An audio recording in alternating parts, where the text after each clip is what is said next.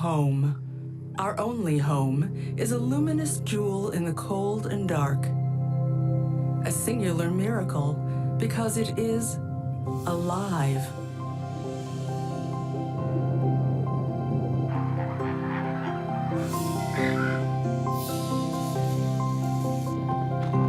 As far as we know, this is the only place in the cosmos where life exists.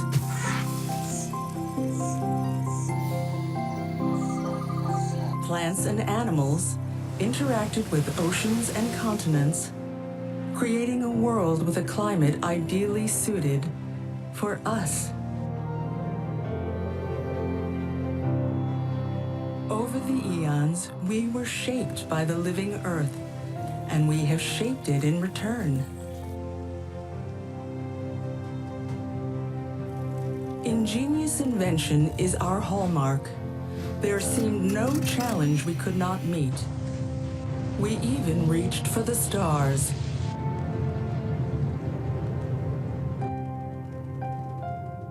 But the most wondrous thing we discovered there was a new perspective on our fragile oasis. Fragile because humanity has always lived within a narrow range of favorable climate, sustained by the balance between plants and animals, the ocean and the atmosphere. But that is changing, and changing faster than anyone imagined.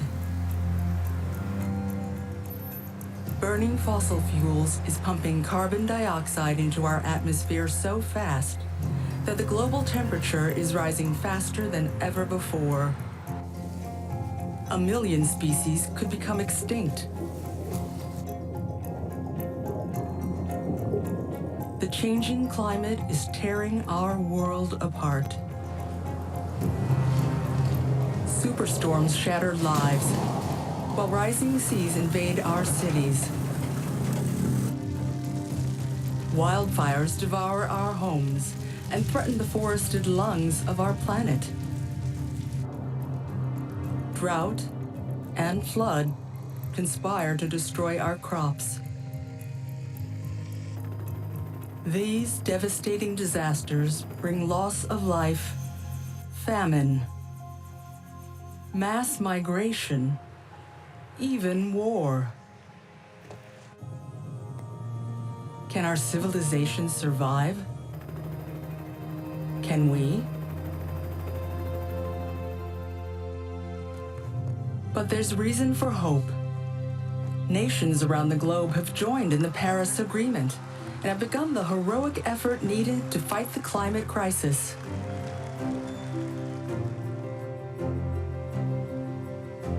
Countries and businesses are starting to make the right choices for their economies and for our future.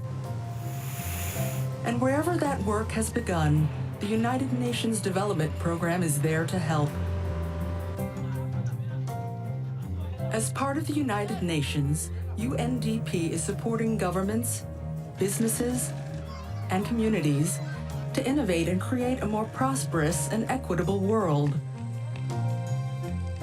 We work with our partners to help people around the globe turn to clean energy, increase resilience to disaster, and protect nature so that it can protect us, improving lives today and building a better tomorrow.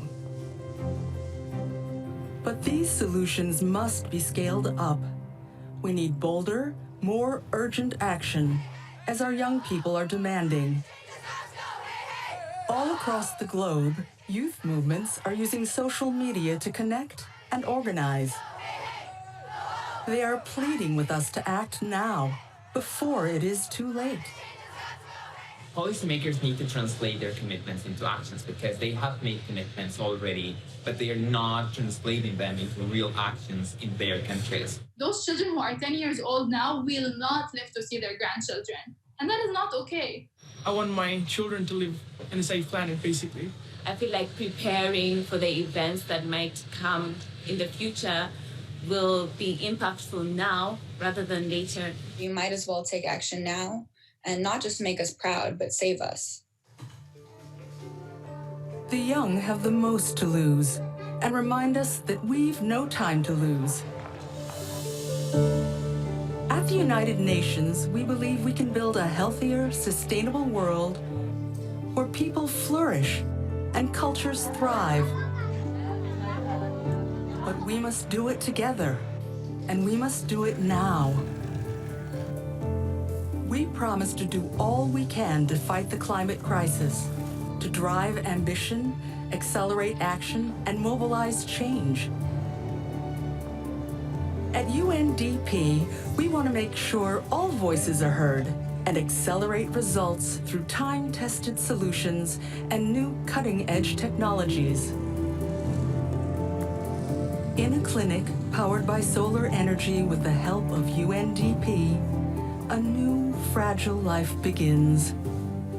Born into a world on the brink, she has everything to win or lose in this climate crisis. Her future is in our hands. Join us in making a better world for her and for us all.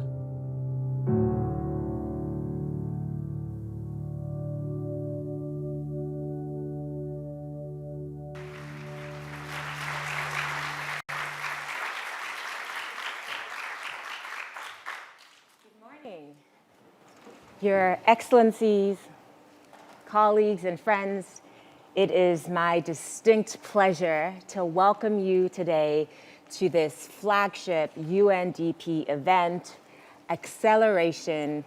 Ambition, Acceleration, Mobilization. Given the moment that we are in our history and the defining issue that we've come here to discuss, I am thrilled, truly just energized by the number of people that are in this room.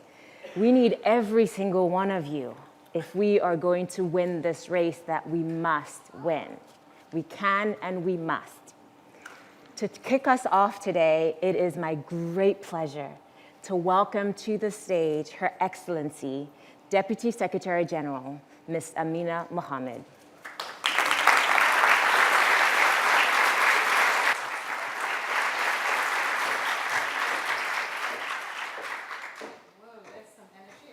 Breakfast. It's really good.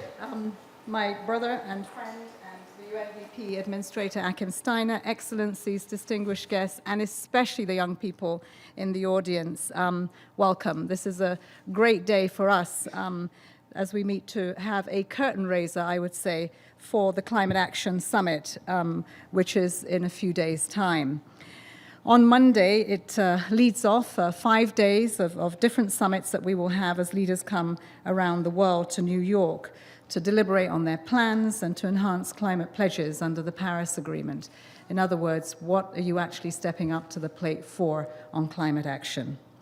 We know why tackling climate change is important. The devastation that was wreaked most recently by Dorian and the Bahamas, the Secretary General called that the Category Hell hurricane, is a glimpse into one aspect of a future that is powered by climate change. A future with superstorms that will grow in intensity and frequency, where those countries with the lowest greenhouse gas emissions continue to feel the worst impacts of the planet's rising temperatures. When I look back on this Climate Action Summit, I want us to see this as a slingshot, that springboard to helping to change our common trajectory towards sustainability, where we build trust between this generation of adults and the next, between our children and ourselves, and that we are all working together to our fullest potential to tackle the climate emergency. To get there, we are going to have to start with the facts. And so what does the science tell us? Are countries taking enough action? And we know that the answer to the first question is the science is very clear, and so too is the data. As reported by the IPCC, we must ensure that the global temperature doesn't go beyond 1.5 degrees, and if possible, even more ambitious. And currently, what we have to show as stepping up to the plate is nowhere near 1.5 degrees. It will require us cutting emissions by 45% by 2030. It's a decade from now. And so we have very little time to take the decisions needed to get there. Those decisions should be set out in each country's nationally determined contribution on climate change, which taken together should deliver the necessary emission cuts and plot a transformation for economies towards a safer, greener, and more sustainable, just future. It includes attaining the Sustainable Development Goals. These NDCs are therefore the cornerstone of the Paris Agreement on climate change. The answer to the second question, whether countries are responding to the science, was not as clear until today. The new United Nations report we launched today, The Heat is On, taking stock of global climate ambition, developed in partnership by UNDP and our UNFCCC, provides the most comprehensive snapshot that we have to date of whether the world is on track or not. It will help us to understand whether world leaders address the climate summit on 23rd with concrete plans, not speeches, as the SG has called for. And I hope it will encourage those countries who have not yet decided their course of action. And we have to remember that the target date is at the end of 2020, COP26. But there is an opportunity for us to start now to chart that pathway for attaining those targets. But we are looking at the big emitting countries, and we need them to be ambitious. Ambitious plans, accelerated action, mobilized societies, each are crucial to ratcheting up the response to the climate crisis. This morning I spent breakfast with a number of businesses from the US so that we also look at the subnational activities that we can generate in order to bring everyone on board. We need that ambition because the report with countries' existing climate plans, greenhouse gas, will rise above 10.7% above 2016 levels by 2030. And that number is really starkly at odds with the UN Secretary General's call for deep cuts. So we have to dig deeper. We have to do so much more. We need acceleration, the clock's against us. We need mobilization, creating a movement, which we've seen young people already take to the streets, to the actions in the rooms that we need to have. But it's not just about our governments and our young people. It's about everyone in society taking up the gauntlet. So, distinguished ladies and gentlemen, and the young person that I can hear in the audience, as the Secretary General said about this Climate Action Summit, the race is certainly on, and it is one that we can win.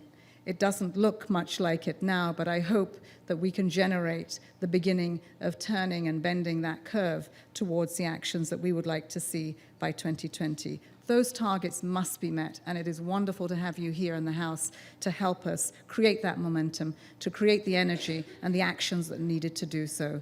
So thank you, and we look forward to the most successful summit ever on climate action. Thank you.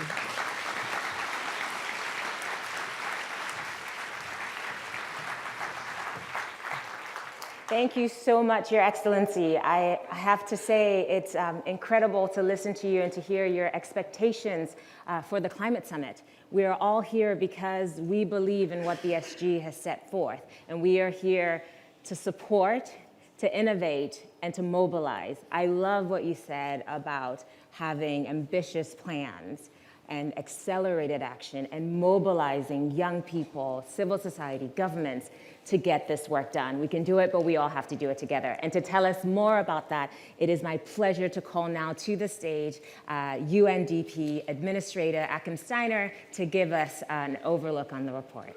Thank you.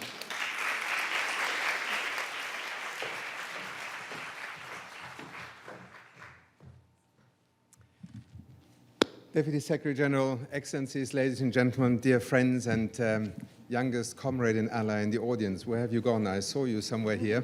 I hope it wasn't already too long to talk about climate change, but let me just say what a pleasure and an honor it is to stand here on this stage and to also see conference from one kind of transformed. This is what we mean by nature-based solutions, right?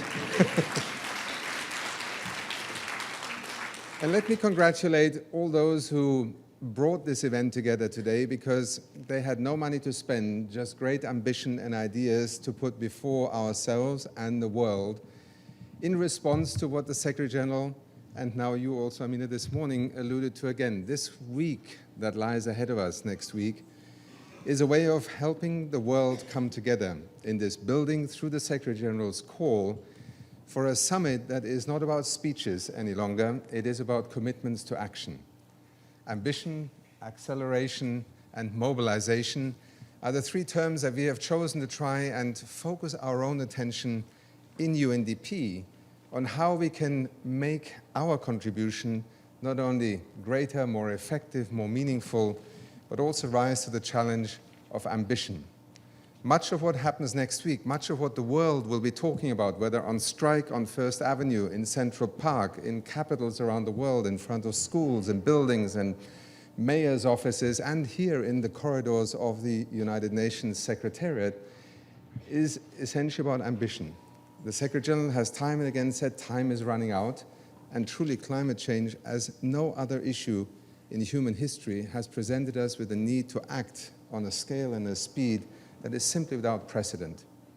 So ambition is indeed what we are trying to rise to, and what we are doing this morning, and I want to also recognize my dear colleague Patricia, the Executive Secretary of the Climate Change Convention, who was going to be here with us, but because of a family emergency could not be with us here this morning, and therefore what we are in part presenting you this morning is a joint product also of Patricia and her team and also the United Nations Development Programme team that essentially tried to help the world in preparation for next week's summit answer a question: is the Paris Agreement working in the sense of actually bringing countries to commit to actions that they will take, but, and importantly, built into it from the beginning the notion of raising levels of ambition in 5-year cycles, because everybody knows that the original commitments in Paris would never keep us within a 2-degree, never mind 1.5-degree world.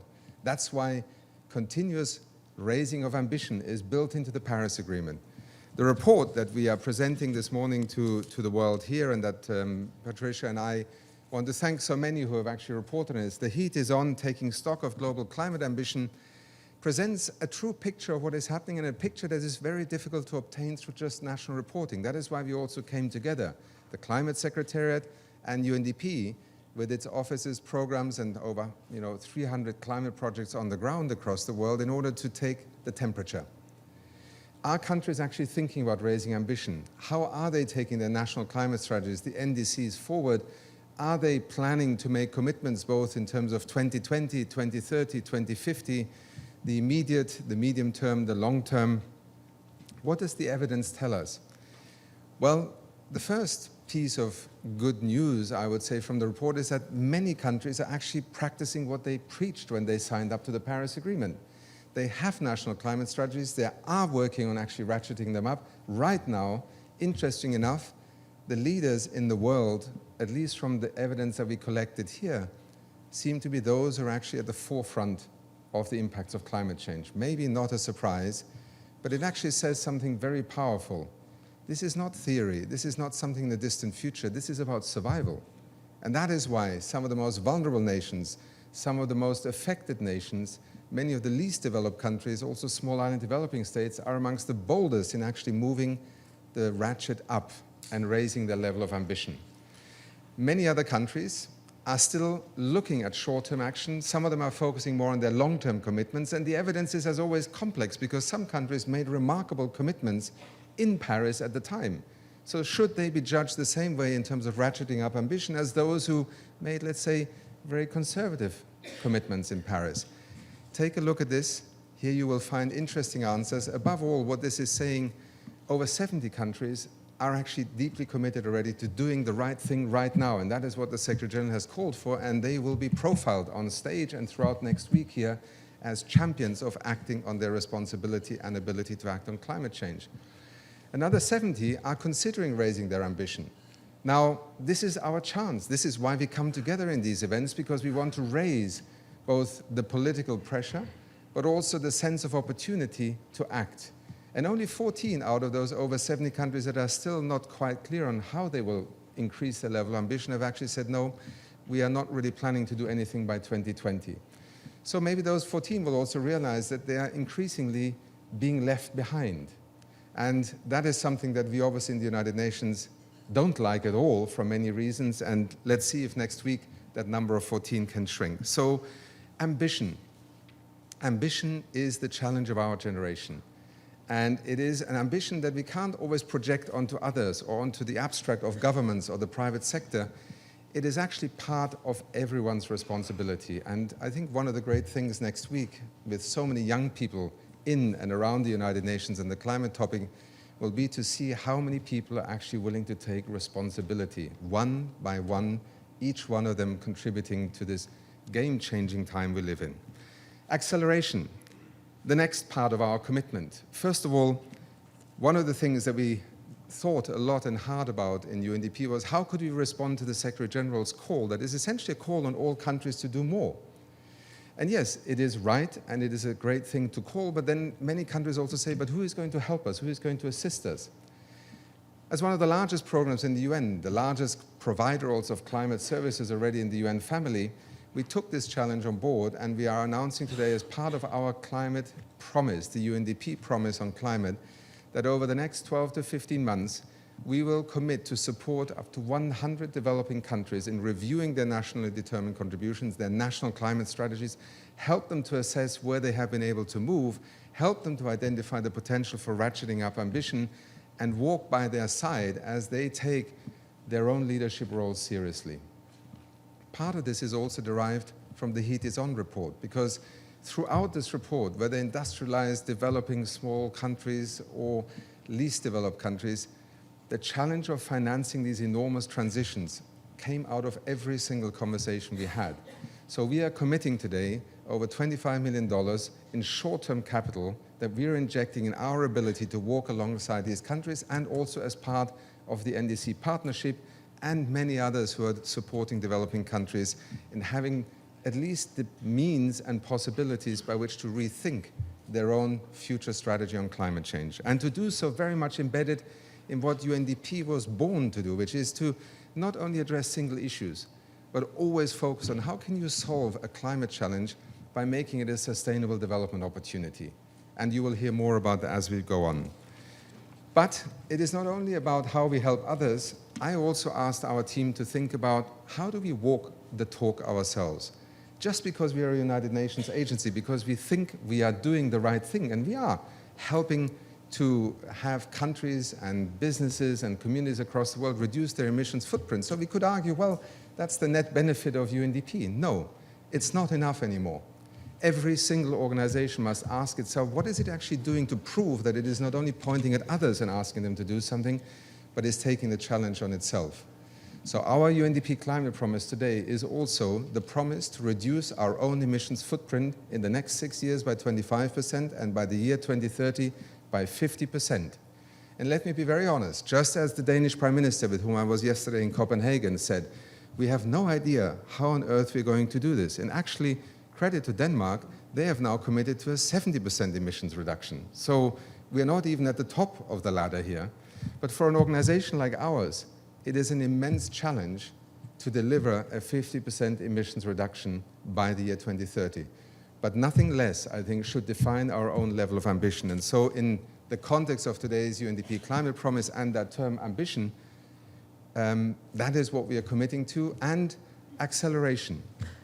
Because both the commitment to help countries review their NDCs, do so immediately in the next 12 to 15 months, and for UNDP to also look at its own footprint and how it manages its procurement, its transport, its offices, its travels. All this is part of that collective acceleration we're looking for. And finally, ladies and gentlemen, in looking forward to what happens next, we also decided that, we talk a lot about that digital economy, about the universe of digital possibilities. And so one of the things that we will present to you this morning is also another experiment. I said at the beginning that climate change is, yes, about governments, about the private sector, about the global community, about conventions, but it's also about every single citizen, and not just adults, for that matter. And that is why we are now working on developing, with a major game development partner, a game that we will put into that digital platform of the world to help citizens actually, by way of discovering what they can do and also helping them to become more informed about what can be done, become players in the true sense of the word in the great climate challenge. And again, at the end of the session this morning, you will hear more about that. So all this to say, thank you for finding a moment of time here. As the Secretary General prepares to have the world rise up to the challenge of ambition, We in UNDP want to be part of that call, both in terms of enhanced and increased support to countries to be able to act on this call, but also in terms of our own responsibility to act. And I think this is one way in which we can hopefully gain the confidence and the trust also of all the young people across the world who often think that in these halls we only talk. Now, I always defend the principle of talk, because by talking, we hopefully fight less and we start thinking about how to work together. But it can't just end in talking. And the climate journey of the world, over 30 years now, has had an immense amount of talking with some brilliant moments of enabling action, but now is the time where action becomes the dominant driver. And we need to talk less, we need to act more, and UNDP's Climate Promise is one way in which we want to be part of that effort. Thank you very much.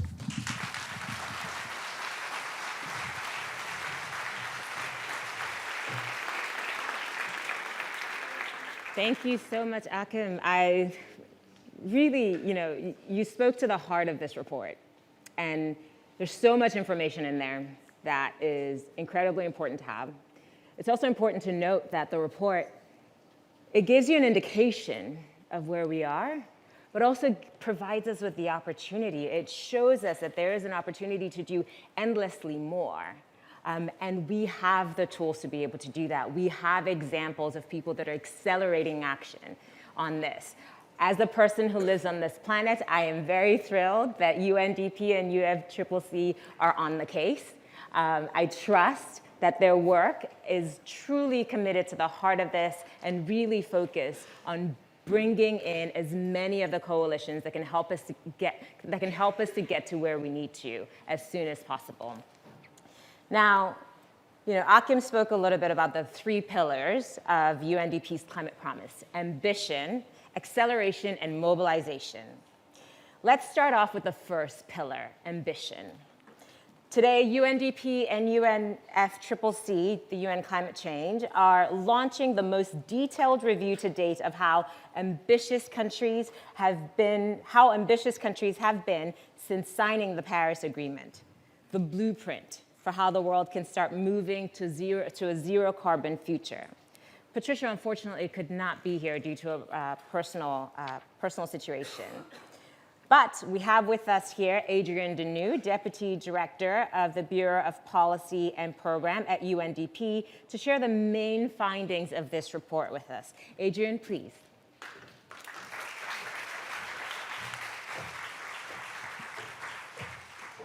Thank you.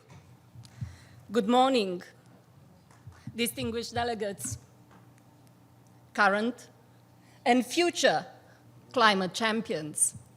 The heat is on for action for 2020, which is the first 5-year milestone since Paris Agreement, where countries are requested to submit increasingly ambitious climate plans or national determined contributions. The report that we are launching here today is a joint partnership and product of United Nations Framework Convention on Climate Change and UNDP, and is the first global snapshot of trends on climate action. The report is based on an UNFCCC analysis and outreach, gathering information from 197 parties, from 184 national determined contributions, 44 annual greenhouse gas inventories, biannual reports, national communication, national adaptation plans, and also on a UNDP survey that was conducted from May to August 2019, where we looked at both the progress on NDC implementation, but also at the 2020 intentions. So this survey was disseminated to 197 parties. We have received responses from 133 governmental focal points on climate change. The results were then cross-referenced and validated with similar tracking systems in UNFCCC and with other partners. So what I am going to present today briefly as the key findings, the 5 key findings of the report. So the first finding is that vulnerable developing nations are leading the world in climate actions. So if you see on this slide, which we call it a climate ladder, so we are looking at increasing ambitions. 100 nations reported that 112 nations reported they intend to revise their NDCs. This represents 53% of the global greenhouse gas emissions. Of this group of countries, 75 are planning to enhance their climate action, their NDC, either with mitigation actions, adaptation, or both. What is very critical here is that 40 are SEEDs and LDCs, so are the countries that are most vulnerable to climate change. 37 countries are planning to update their NDCs with new information. So this is an enormous opportunity to really have much bolder action as they are updating their NDCs. 14 nations at this point reported that do not plan to revise the NDCs.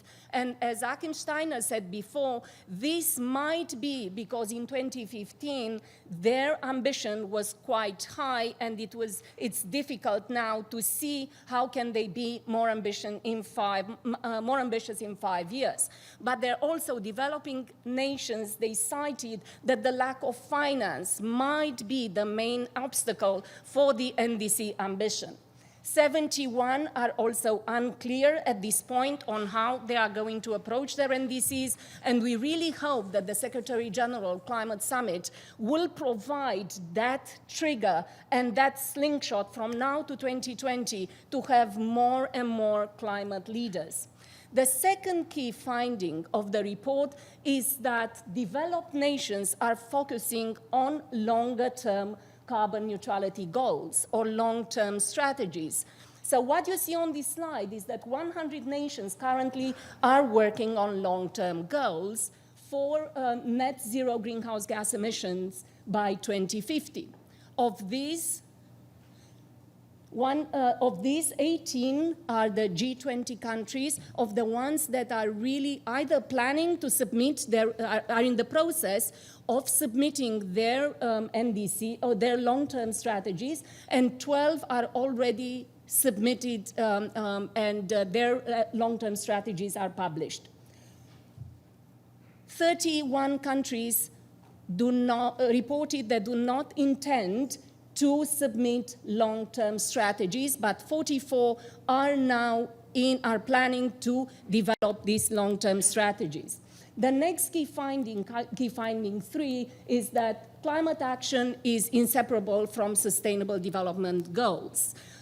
So 88 nations reported that they want to see a closer link between sustainable development goals and the NDCs going forward, with some of the countries saying that are already breaking down silos and considering the two agendas, sustainable development and climate agenda, as one. What is very refreshing also is that 67 nations are intending to include strong measures on gender equality and women economic empowerment into their NDCs. The fourth finding is that critical NDC systems and architectures are moving into place. What you have in this graph, I think, might be one of the first global snapshots of the progress to date on putting in place building blocks and architecture for NDC implementation. But this slide also is showing some of the reasons for where the countries are lagging behind. And the main issues are here with mainstreaming the NDCs into subnational plans. The second one is related to financing especially from the private sector, and the other one is related to monitoring, reporting, and verifications and transparencies. So these are key actions that we also will take into account in our climate promise in supporting the countries really addressing these obstacles. The fifth key finding, and the last, is related to actions across the society in support of climate change, which is widening. However, most of the developing nations have mentioned lack of access to finance for NDC implementation and also for raising NDC ambition as one of the main obstacles. As we know, developed countries committed $100 billion annually by 2020 for climate action for developing nations. So currently, even if we know that by investing in low carbon and climate resilient infrastructure and development, we will unleash $26 trillion in new jobs, preventing death from air pollution, stabilization of water and food systems, we are still not there in terms of finance, so much more needs to be done. And UNDP Climate Promise that you'll hear later about, it's also one step in that direction to support countries in raising that ambition. So in conclusion, this report finds many reasons for optimism, but much more needs to be done. Business as usual is no longer an option and is not good enough. We need to do much more on climate change mitigation, on climate change adaptation, and on finance. And we have to do it quickly. Thank you very much. I count on all your support.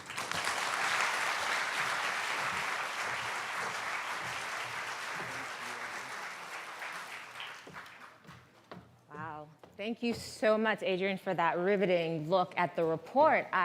I have to say, it's incredibly dense and impressive, but yet so relatable and understandable. Some of the things that you said that really shot out at me, sustainable development and the climate agenda are one. We cannot have a fair and equitable world if we do not start with climate. I think that is so incredibly important. The other piece is the gender piece, and that connection between gender, women's equality, and climate change. Mary Robinson says that climate change is a man-made problem with a feminist solution. I love that so much. And I think that focus on gender, on youth, as we address this incredibly important issue of our time, is one that will get us closer to the world that we want. Now that we've heard about the Outlook report and the fact that it conveys these significant findings, to discuss the relevance of the findings and really dig into the substance of it, particularly from the viewpoint of young people, I'm pleased to invite to the stage UNDP Administrator Achim Steiner and welcome two youth representatives, Paloma Costa and Saad Amir. So while they head over to the stage, I will do two things. Try not to fall off, first of all, and secondly, share a little bit about these incredible young people. So Paloma is a 27-year-old activist from Brazil. Her organization, Mundo, did I say that right? Your organization. Oh yeah, Mundo. Thank you. I love that. We always have to get it right. Paloma coordinates for them the working group on climate change and also serves as the lead of the Brazilian Youth Delegation COP25, COI 15, and the Youth Climate Summit. You are a busy, busy woman. And Saad is a 25-year-old environmentalist, activist, and founder of Plus One Vote. Plus One Vote is dedicated to improve voter turnout and democratic representation. Saad works with the United Nations Framework Convention on Climate Change Youth Constituency Young. He is an expert reviewer of the upcoming IPCC report and is an advisor to the National Parks Conservation Association on their Next Generation Advisory Board. Saad is based in the US, but originally from Pakistan. Welcome to you both.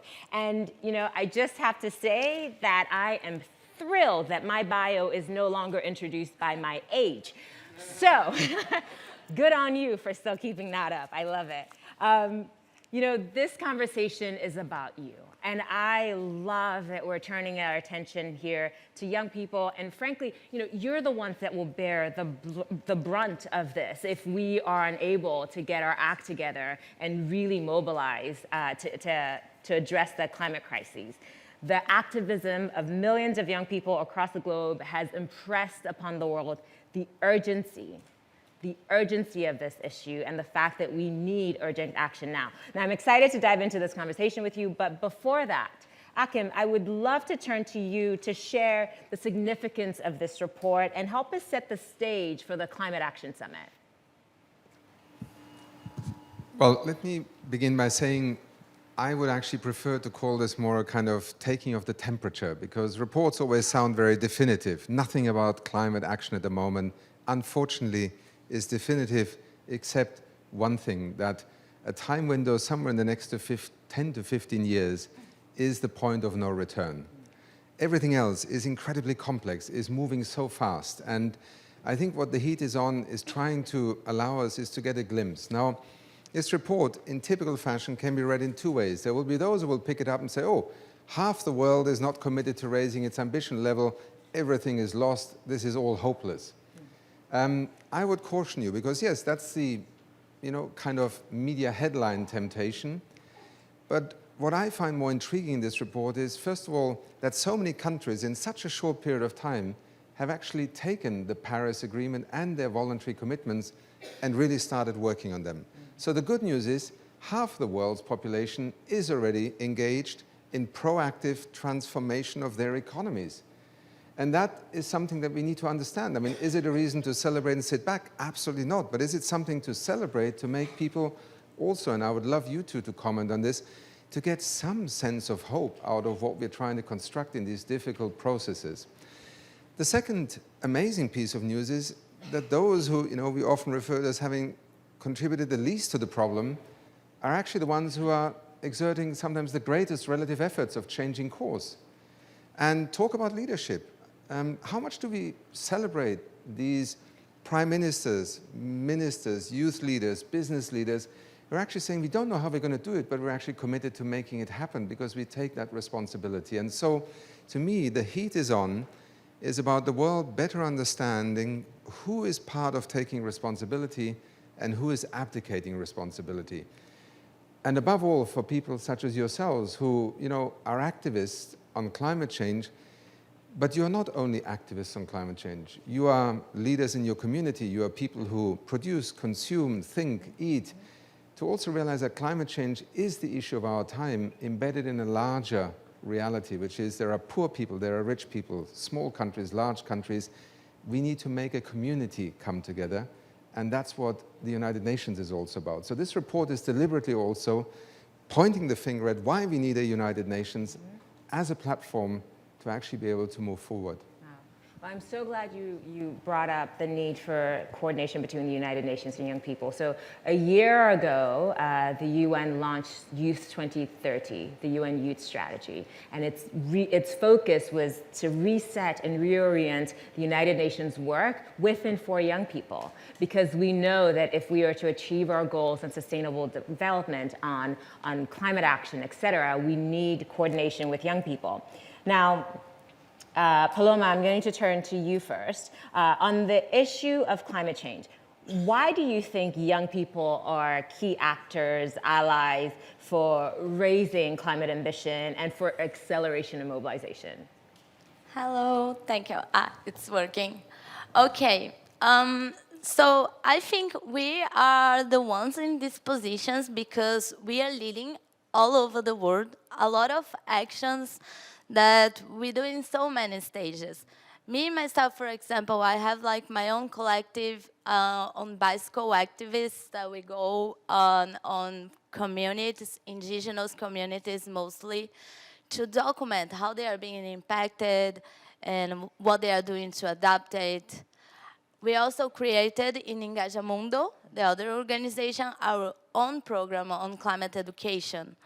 And we aimed to insert this in the national common basis of Brazil But it's really difficult in this position to, like a young people and not a leader position, to insert this in the national common basis, for example.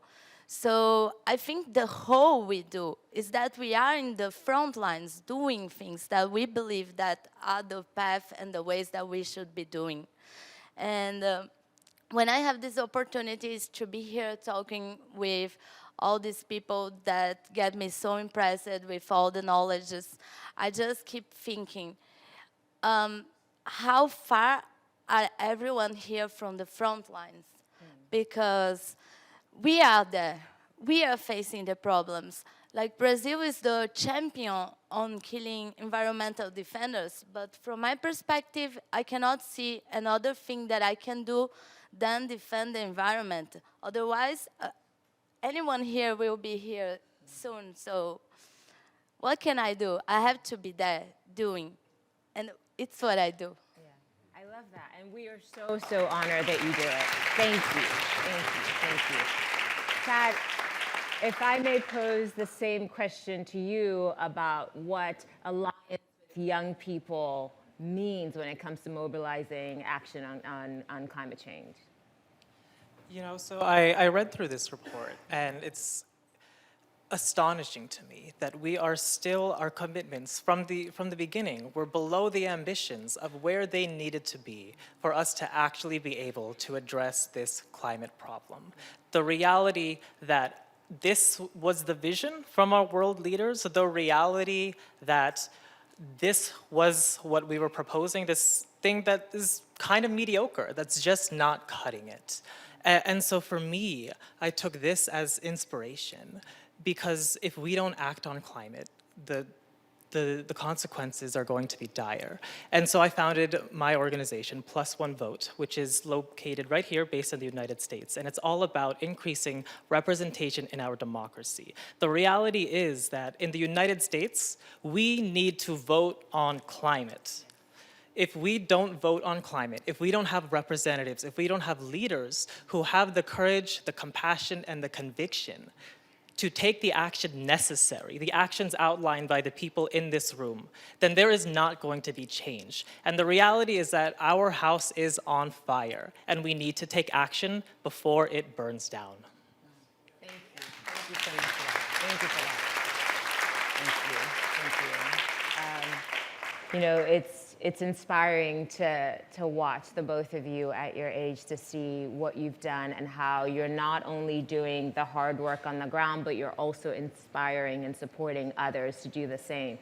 So kudos to both of you.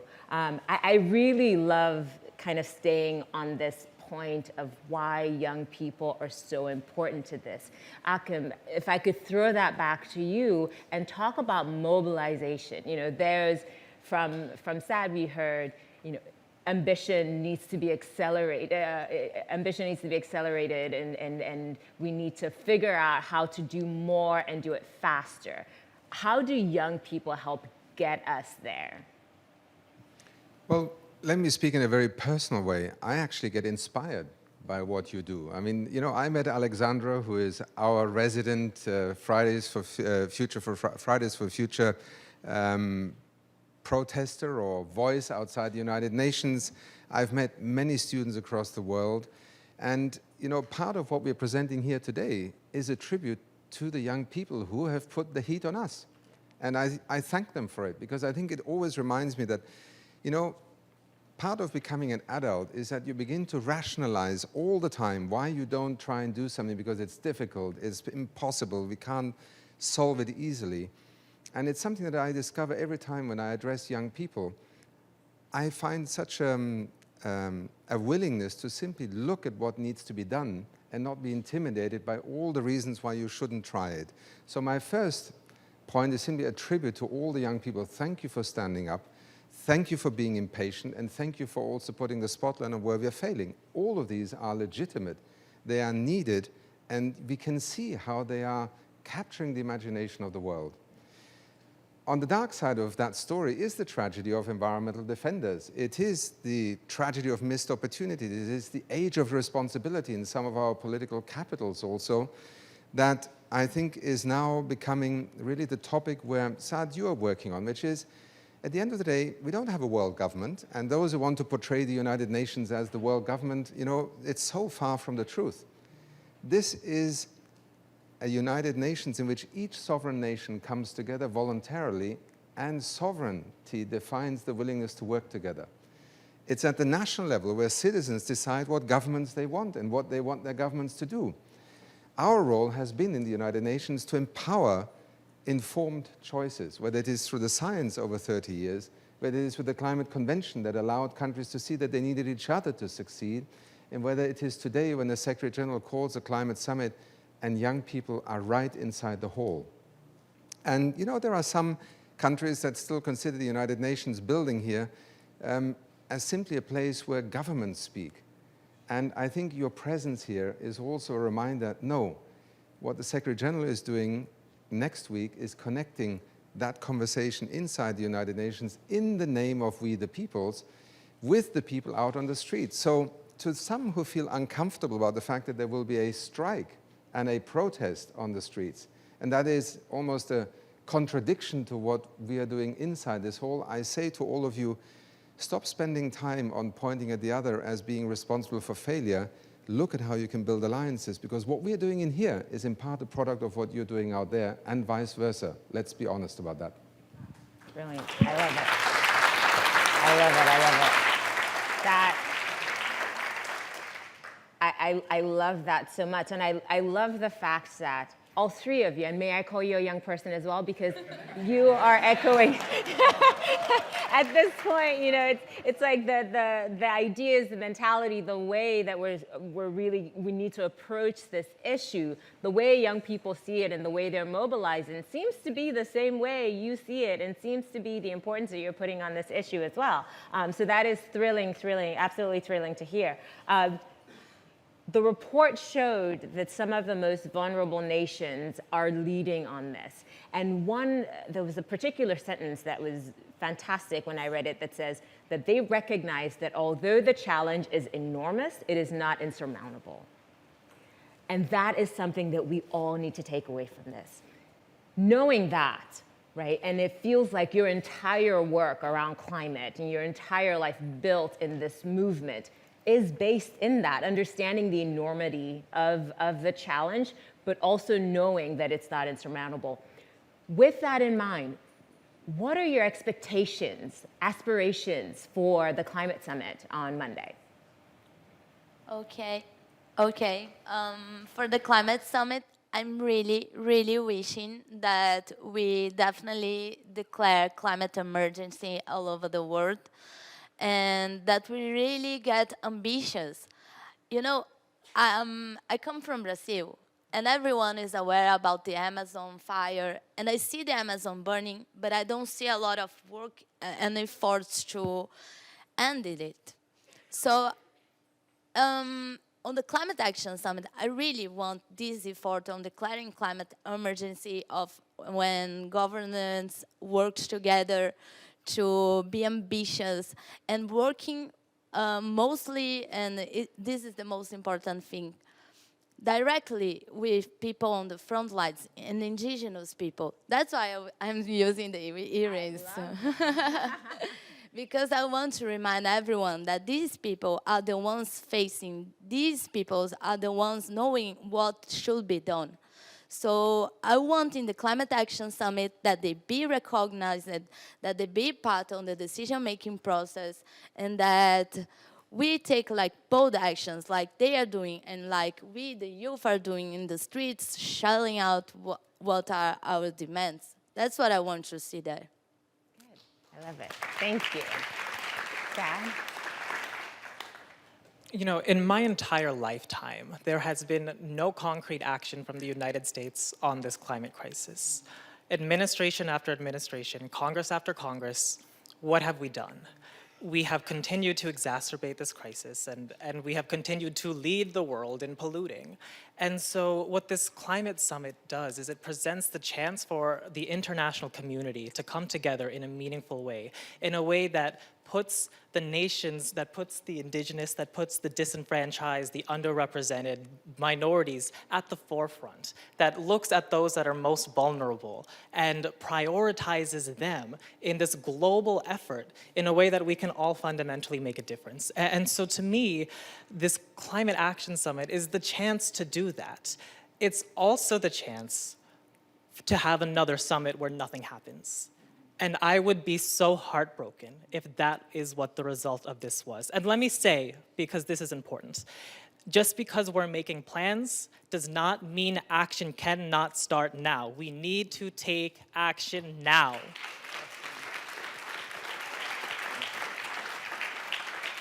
Well said, very well said. We have no time to waste, and I love that we are here today. We understand this snapshot of a report that tells us about the moment that we're in, the opportunities that are presented before us, and then we go forward with this into the Climate Action Summit where we will. I'm going to hope with you and be confident with you that we will, given the leadership of the Secretary General, get nations, business leaders, our leaders in whatever industry they are, and young people, to a place where we collaborate, we work together, and we push this issue to the place where we need it to be to address this changing climate and create a better space for our children and children's to come. Thank you all so much. Our designated young person for this panel, thank you for your time. It's a pleasure.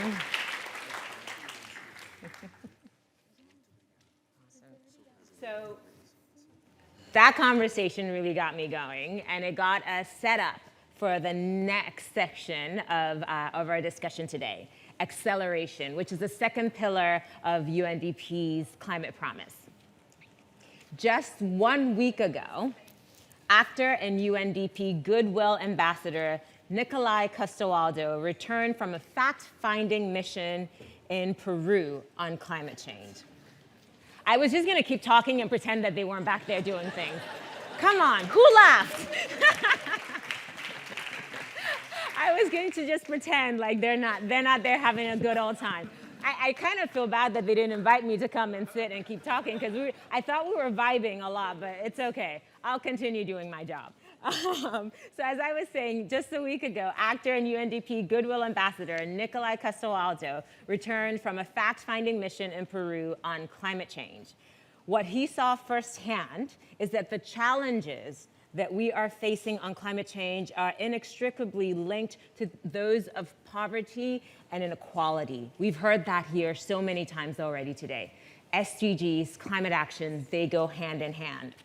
Nicolai was supposed to join us today for this segment, but unfortunately for us, he had to be on set to film Jimmy Kimmel Live.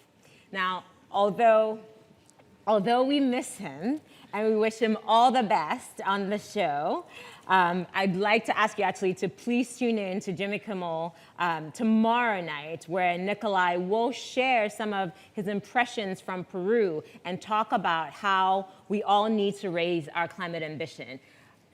The climate conversation, a lot of times we talk in circles and we talk amongst ourselves. I love the fact that Nicolai went to Peru and then is taking this on Jimmy Kimmel.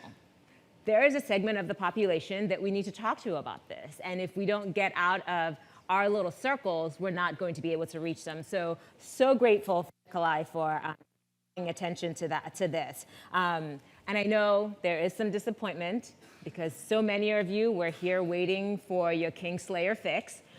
Don't worry, we've got you covered. In his absence, we have an exciting video from Nicolai's trip to Peru, which we will now share with you. Enjoy.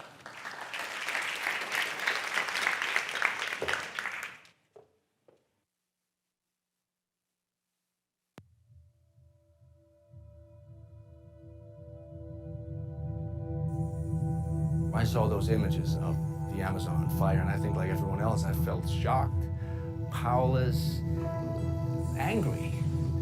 Why are they doing this? It doesn't make sense, which is why I wanted to come here to Peru and find out why the Amazon is on fire.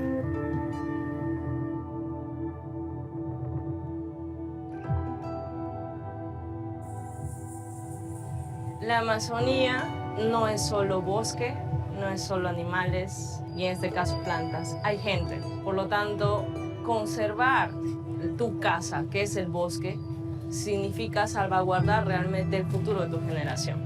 La Amazonía te provee todos los servicios de manera directa e indirecta.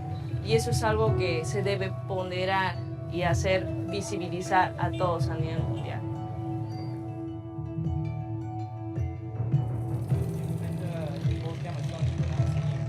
En la Amazonía, el principal desafío es el manejo sostenible del bosque. Y eso implica evitar la deforestación, la degradación.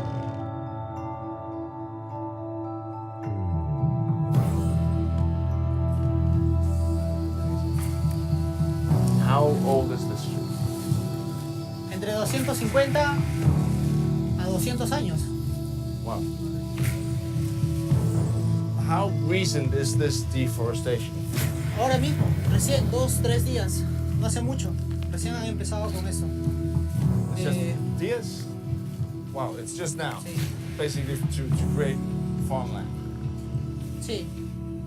La persona que vive acá no ha tenido más opción que tumbarlas para que pueda pues, plantar yuca, plátano, algún producto puedan llevar para que puedan sustentarse en la casa, ¿no? Matar un bosque primario para plantar especies que, bueno, sí te van a dar de comer, pero no es sostenible, porque nos estamos quedando sin bosque. Y esto te refleja en las quebradas que tenemos, quebradas que antes, hace 3-4 años atrás, todo el año tenían agua, ahora se secan, ya no hay agua. Se necesita en toda la Amazonía peruana el Estado llegue, específicamente con políticas de Estado que en verdad sean amigables con el medio ambiente y de alguna u otra manera se involucre el ciudadano, porque si no, no va a cambiar, esto no va a cambiar.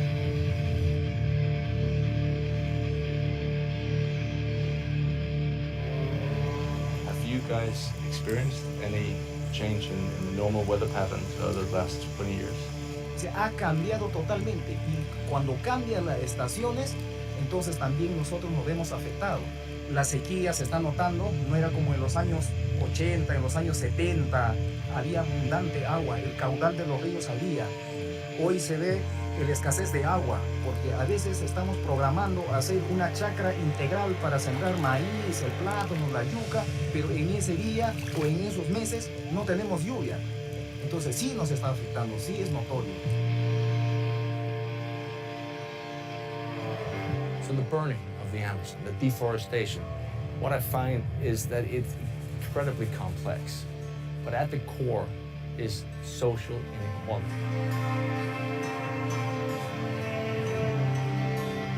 And if we don't address this inequality on a global scale, we won't be able to fix climate change.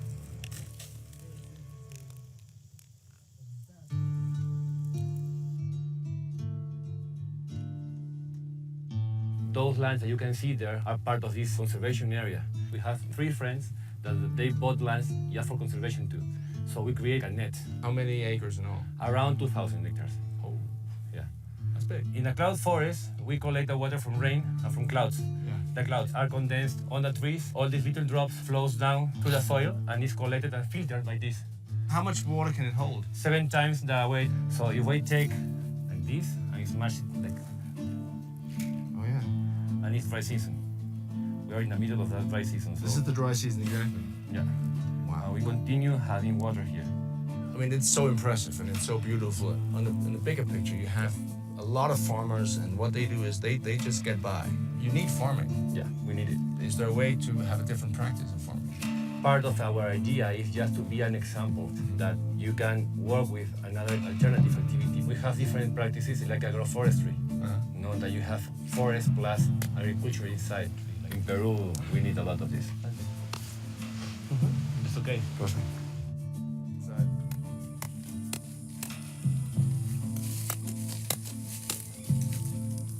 So you eat the whole thing? Este tiene más azúcar. Finally, I know what chocolate is. Allá vamos a probar otro que es más agrio.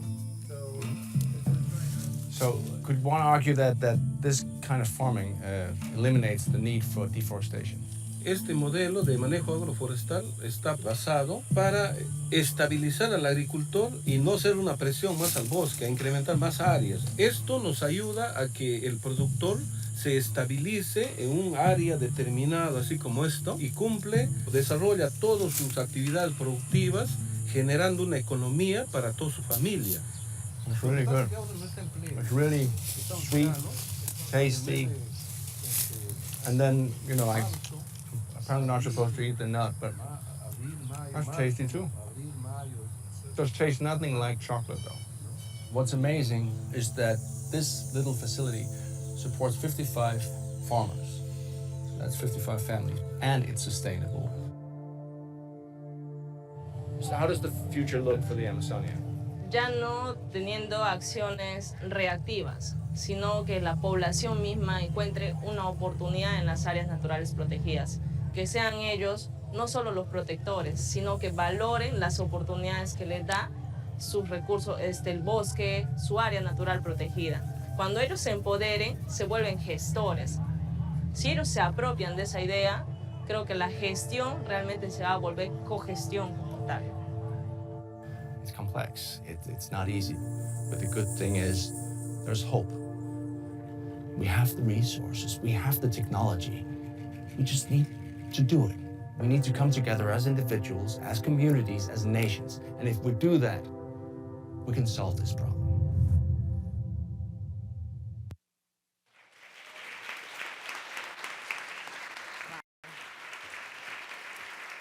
Wow. I'm so glad that Nikolai took us along with him on that journey, because it really does take us back to the fact that the issue of climate change is about people. And that's where we should be focused. Climate change, people. People, climate change. We need to protect people, protect livelihoods, be able to have people eat and not be afraid of when their next opportunity would be to find a meal for their family. I think this is so important, and I'm so glad that Nikolai took us on that trip with him, took us on that trip with him to show us what's going on. Now, moving on, UNDP is obviously a key player in climate change, working in 140 countries. But UNDP is committed to take that effort even further. And to tell us more about that, I am pleased to introduce a colleague and friend, Cassie Flynn, Strategic Advisor on Climate Change in the UNDP Executive Office. Cassie?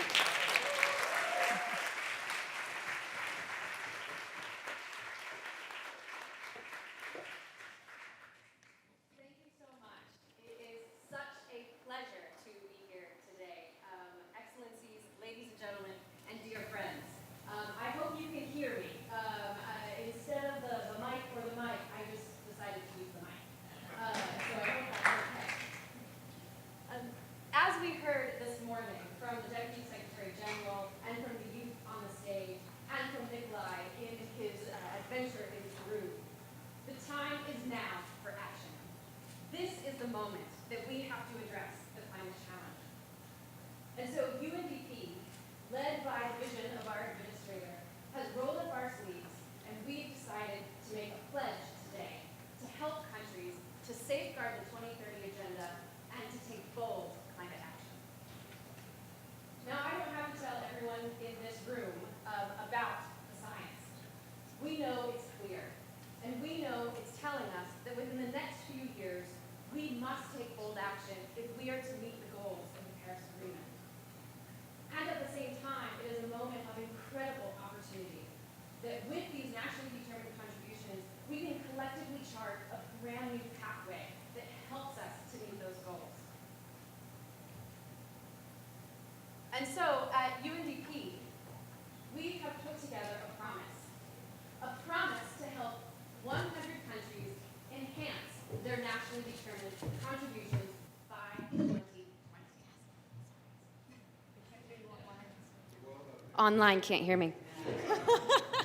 Sorry, online. So with this promise, we are trying to help countries to lead the way. We heard this morning with the Heat is On report that the Paris Agreement has put in place this ladder, these stepping stones, in order for countries to be able to increase their ambition over time. And so at UNDP, what we want to do is to help as many countries as possible to be able to overcome any hurdles that they may be experiencing as they are increasing their ambition. And so for this promise, we have put forward a menu of services that are built on an analysis of these hurdles. Now, when we did the survey earlier this year about what countries' plans were for their nationally determined contributions, we also asked countries, what are the challenges that you're facing? And it turns out that a lot of countries have the same challenges in common. And so what we did is we put those together and we said, okay, let's make a set of services to help provide interventions at exactly those hurdles. And so the first is build political will and societal ownership at the national and subnational levels. And I think no greater example of that was what we heard from the youth today about needing all of society to be able to promote climate action. Number two, review and align and update existing targets, policies, and measures. So what this is about is what is in the NDC currently, and how can that be better aligned to what's going on at the national and international levels. For example, a lot of countries told us that they really want to align their NDC with the SDGs. And so we want to provide a set of services to be able to help them to do that. Incorporating new sectors and greenhouse gases. A lot of NDCs were created in the lead up to the Paris Agreement or shortly after. And we have more information about what sectors could be included. We have more ideas about what plans and policies have been put forward by countries that can help spur new action. And in particular, here, we heard a lot of countries talk about the inclusion of gender, ensuring that every NDC is gender sensitive. Fourth, assessing cost and investment opportunity. As we heard this morning, funding is a key challenge for countries. And so what can we do to help put in place the building blocks, the right policies, the right institutions, the right budgetary frameworks to help position countries not only be very effective with their public finance, but to put in place incentives so that private finance can flow as much as possible toward climate goals. And then fifth, monitor progress and strengthen transparency. How countries talk about what they do and how countries measure it is a key issue under the Paris Agreement. And we want to help countries have a strong foundation to be able to move forward in this area. Oh, we're going to go backwards now. And of course, none of this would be possible without partnerships. You know, UNDP, we started this work a few years ago when we started looking at intended nationally determined contributions. And we started partnering with the NDC Partnership. And they've been a critical partner and collaborator in a lot of this work. And so as we move forward, we want to ensure that what we're doing with this helps to align with that NDC Partnership. And of course, we have a whole host of partners here from the UN system and our family within the international arena, FAO, UNEP, IRENA, others, and the financial institutions, the GCF, the GEF, others at the World Bank. Key alliances, the ICI NDC Support Cluster, the Africa, Caribbean, Pacific Secretariat, academia, the private sector. We really see this as a whole of society approach. And another piece of this, too, is that we want to draw upon our entire portfolio. We heard today that UNDP has a climate portfolio in 140 countries, and we're really proud of that. We're really proud that we cut across agriculture, water, we help to increase resilience to disasters. And we want to scale that up with other parts of our portfolio, because we have a lot of work that we do on things like health, and gender and governance that can also help to inform the work on NDCs. So as we come together at this critical moment, we hope that this is an offer that you as countries see as a resource, as someone who is there with you, partnering with you, to provide with you the resources and the technical support to be able to fulfill a promise of climate change. Thank you.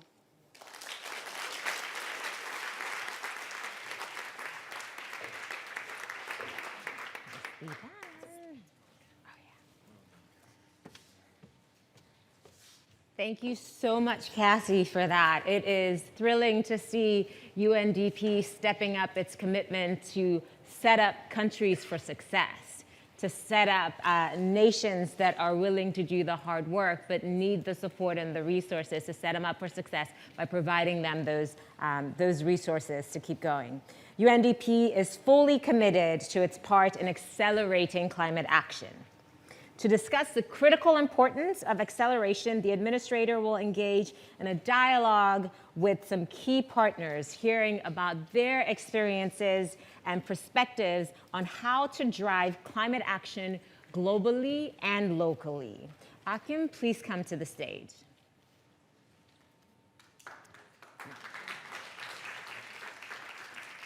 While he joins us, for the first part of this dialogue, the discussion is going to focus on country-level action, where we can hear from key partners on how their countries are accelerating ambition on climate action or supporting others to do so.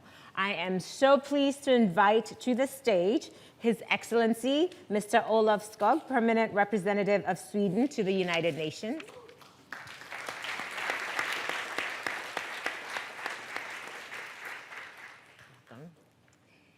Joining him is His Excellency, Mr. Odo Tevi, Permanent Representative of Vanuatu to the United Nations.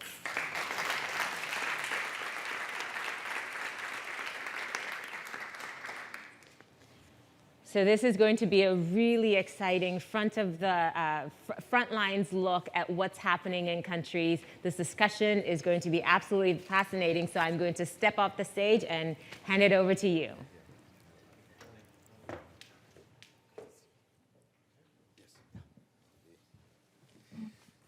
So the challenge to us, given just now, is how to make this into an exciting discussion about something that, you know, all of us, UN employees, the permanent representatives of countries here in New York, often are associated with the, let's say, interminable discussions that we have in negotiations. So we had to get on this stage this morning because we want to walk off here in a moment being an example of what ambition and acceleration is all about. So if I may start with you, Olaf, for a moment. When you look to next week and when you look also at this Climate Action Summit, it does not happen in a vacuum as far as Sweden is concerned. Sweden has been a country that has been debating and acting on climate change for a long time. Can you share with us a couple of thoughts about both what is happening in Sweden and how Sweden views what is happening here in New York next week at the invitation of the Secretary General as part of its own future vision? Thank you very much. First of all, congratulations to the organizers for making Conference Room 1 look nice and green. Well done. Look, I was very impressed with the video we just saw from Peru, and it just struck me, one takeaway from that is how connected everything is, you know, and you ask about next week. Climate Action Summit, incredibly important, but there is a summit following that on the SDGs and the 2030 implementation, and it's also extremely important, and it's so connected, as we saw in this video, that, you know, we cannot expect from people, farmers, who live from one day to the other to support their families, to think in a sustainable way about 3 generations down the line, right? We have to assist that and see how this inequality and possibilities are connected to how we work on climate. So that, and then the financing aspect is extremely important. Now, I think the brilliance of this new agenda is that it is a requirement on every country. So my country is fortunate enough not to feel the most immediate threats of climate change. Most Swedes would actually be happy to see the climate getting a bit warmer. But I'm also proud to say that there is a huge commitment to this, and it usually comes from youth putting a lot of pressure on politicians to act much more you know, forcefully than we've seen. And maybe as a result of that youth pressure, the private sector is really waking up, and also, from their perspective, putting pressure on the government. So we have launched this Fossil-Free Sweden platform, which is a government initiative, but it puts together roadmaps for entire sectors, you know. Huge emitters, steel industry, cement industry, transportation, aviation, with a plan to move into a carbon neutral country by 2045. So that's happening, and my Prime Minister will on Monday announce, together with India, how this industrial transition is moving forward. But part of our commitment is also to make sure that what we do internationally is connected to what we try to do nationally. And that's why we're very proud to support UNDP's efforts. And I think I'm entitled to announce that $5 million plus will be added to your initiatives on this NDC project.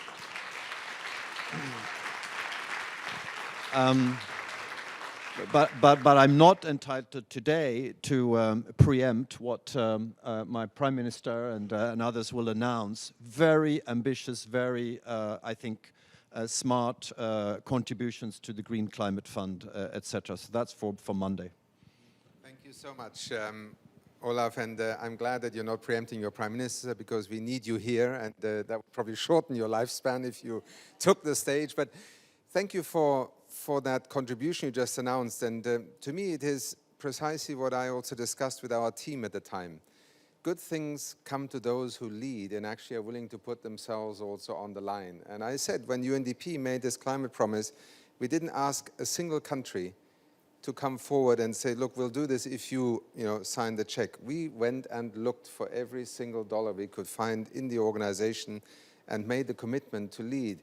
And obviously, a commitment such as yours just now is just an affirmation of why this climate promise is actually something much bigger than it begins with today. So thank you very much.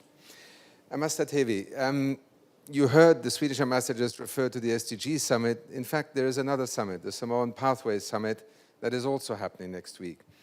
And you represent a country that we spoke about already in the Heat is On report, Vanuatu, a country on the front lines, a country in the Pacific, a small island developing state, and yet a country that belongs precisely in that group that is acting faster than most other countries in changing its own carbon footprint, and thereby not only leading by example, but also saying to the world, this is existential.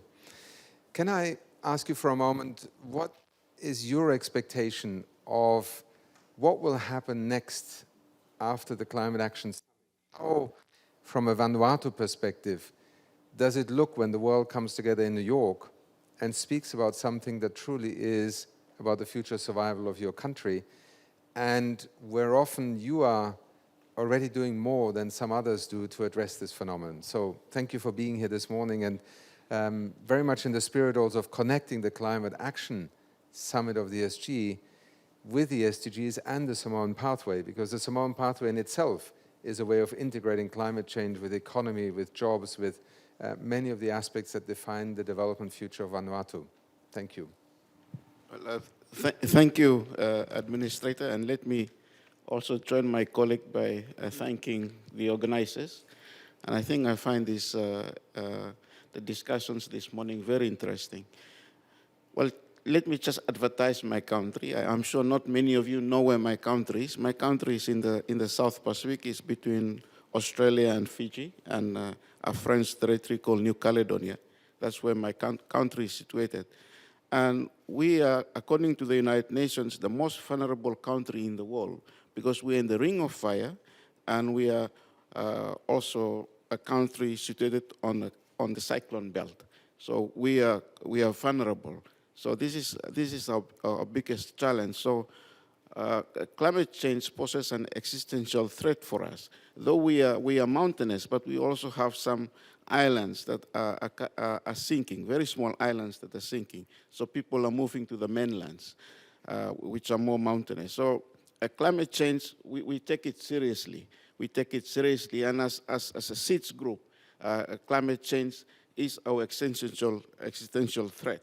Now, in terms of the meeting next week, in terms of the climate action meeting that will take place, I think what Vanuatu is expecting is to see that there are real commitments, and these commitments are being undertaken. It's not just talk show, but it is actually being realized, and people are actually implementing or acting on climate. I think this is what my people wants to see, because for them, they are tired of talking, because every year they're faced with natural disasters.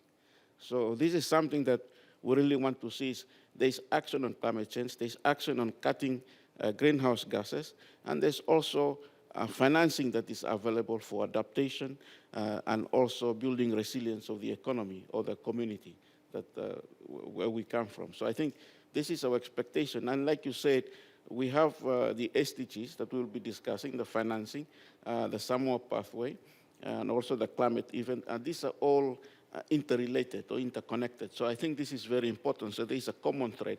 And I think climate change, it's a cross-cutting issues that, like you said this morning, if we do not address climate change, there is no sustainable development. Thank you. Thank you very much. A very clear and straightforward reminder.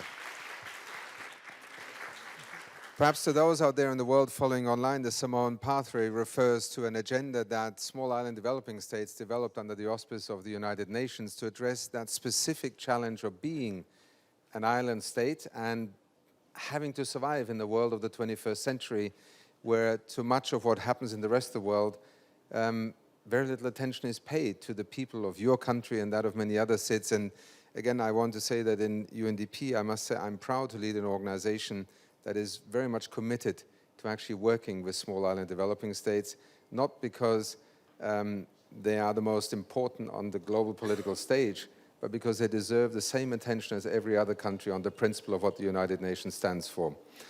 Olaf, may I ask you for a moment, the Secretary General has a real challenge on his hands next week. Apart from the logistics and, everybody wants to speak, but not everybody necessarily has the goods to bring to speak. And, forgive my frankness, I don't envy him right now because, there is a lot of emotional energy that is associated with being on this wonderful stage of the United Nations here next week. But the truth is, and I refer back to Paloma and Saad, who were on the stage earlier on, we know that by the end of the week, we do not have an instant coffee solution to the challenge of climate change, the SDGs, financing, Samoan Pathway, universal health coverage. How do we explain what is happening here next week and help people out in the street, young people or people who simply see this on the evening news, make sense of it? Because it is not necessarily a failure if we do not walk out next week like a ballet, all dancing to the same tune. Rarely does that happen in a world of 193 nations, but how would you answer a 15-year-old who you will bump into next week, maybe on First Avenue or Central Park here in New York or somewhere in Stockholm, who says to you, the world is on fire, and what the hell are you guys doing in New York? Yeah, I ask myself that question too sometimes, so I do think it's extremely relevant. But again, I think we're doing the best of the fact that there's more pressure now. I think the leaders coming here feel that pressure. I think Greta and our friends have made a huge impact. Everyone wants to be photographed with her, but as you know, it's a no-nonsense person. She's going to ask that, yes, I'll take a photo with you, but I want to see action. And I think that's the right attitude. I hope, and I think it was right from the Secretary General to ask that those who want to be, be in the spotlight on Monday have something to show. An ambitious NDC or an initiative, but an initiative that will last way beyond, and maybe will start now, but when we have a very thorough following, partnerships and action, when the cameras move away from New York next week. And that's what we're trying to do, to just, we have an initiative here, but we're also building a group of countries that will join us, companies will join in this initiative to make sure that there is positive transition towards carbon neutrality. Thank you, Olaf. I ask the last question and then we have to clear the stage because as always, there are many things happening here and we only have, I think, another 20 minutes left for this morning. Your country, Vanuatu, has committed to transition towards a 100% renewable energy economy. Can you perhaps just give a sense of how vast a challenge that is for Vanuatu and how microscopic a challenge it would be for the international community to actually help Vanuatu make that transition? Because that's part of the conversation we are having here in the United Nations when we talk about financing for development or development cooperation or simply an international partnership on climate action. For your people, it's an enormous investment threshold that you have to overcome. Looked at it from the perspective of 7 billion people coming together and working in support of Vanuatu, it's perfectly manageable, isn't it? Over to you. Well, like you rightly mentioned, I think we have one of the most ambitious national determined contributions. So we are aiming to cut emissions by 100% by 2030. So that's very ambitious, I would say.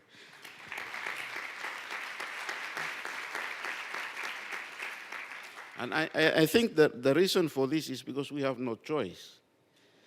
I think that's the main reason, is that we have no choice, and we have to also lead the world that, look, we are not only victims, but we are trying to do something. And what we are doing currently is we have a roadmap to address our NDCs. So we have a roadmap that we have mapped out. So that is our blueprint that we are trying to implement our national determined contribution. So currently, we have a mix of renewables, hydroelectricity, we have solar, we have wind power, and also we are also looking at the possibility of geothermal, because we are on the ring of fire. So there are possibilities of geothermal. So we are looking at that. But we couldn't achieve this without partnerships from other countries. And I can say in this gloomy and uncertain world, there's always a goodwill out there. So I think so far we are getting closer to achieve our NDCs, but we cannot do it without a genuine partnership. So I'm thankful that there are many countries around the world, even the United Nations, are helping us addressing our NDC. And also the UNDP is also one of our great partners.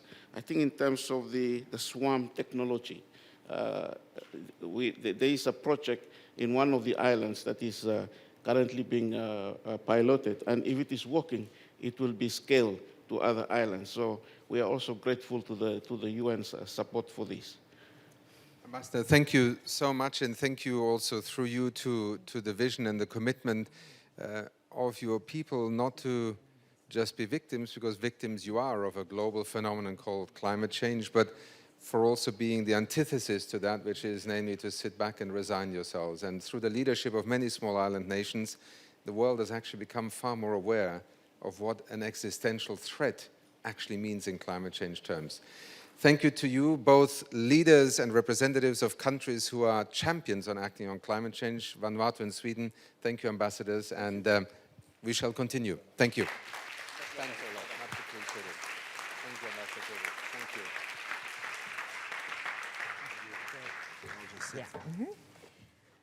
Wow, Achim, Your Excellencies, thank you very much for that insightful conversation.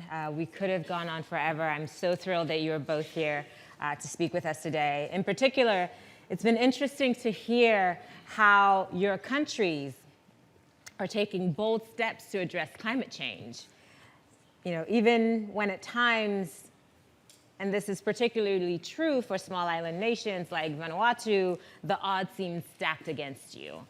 Your example of determination in the face of adversity demonstrate for us all what bold, ambitious action on climate change looks like. Thank you. So, we have a really exciting announcement coming up from the GCF representative, Bita Bishit? Thank you. Forgive me. I'm going to have her say her name. I'm going to have her say her name again because clearly I got Bita, but the rest of it, I'm not so sure. Thank you so much for joining us today. The stage is yours. Thank you so much. Does this work? Yeah, okay, thank you.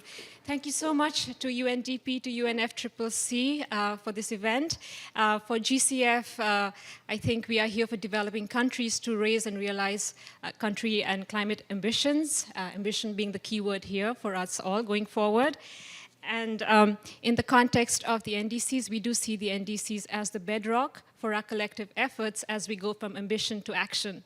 And in that context, we are pleased and very proud to be partnering with UNDP, where we promise support for an additional 20 countries in terms of raising the ambition of the NDCs by 2020.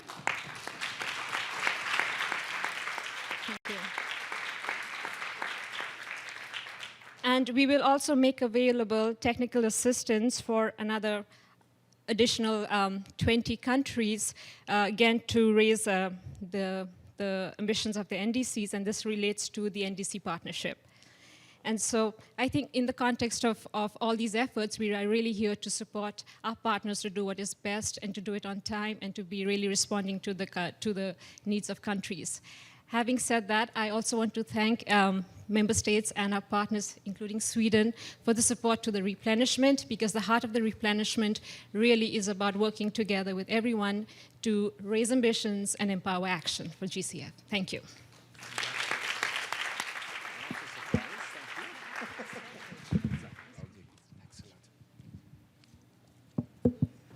Now, just to give you a sense, this is live television, because I had no idea that they were coming and I had no idea they were going to make the announcement. So fantastic. Thank you very much to the GCF. Thank you. That was incredible. Thank you. And this is live television. Like, I feel like we're just going back and forth here on all sorts of things. But we're doing well. It's like a little tango between us, and I think we're good partners, no? It's working. So to support countries with their NDC implementation, several partners came together in 2016 and established the NDC partnership. Since then, the partnership has grown to a coalition of over 100 developed and developing countries from all regions of the world, as well as major international institutions and non-state actors. For part 2 of our conversation with partners, representing the co-chairs of the NDC partnership, I am thrilled and excited to invite to the floor His Excellency, Mr. Rodrigo Alberto Carazo Zeladon, Permanent Representative of Costa Rica to the United Nations.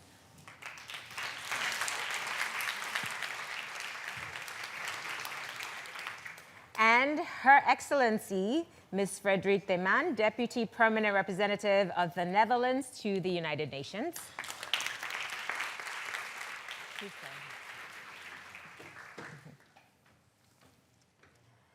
I would also like to welcome a member of the NDC partnership, Her Excellency Dr. Amal Moudalali,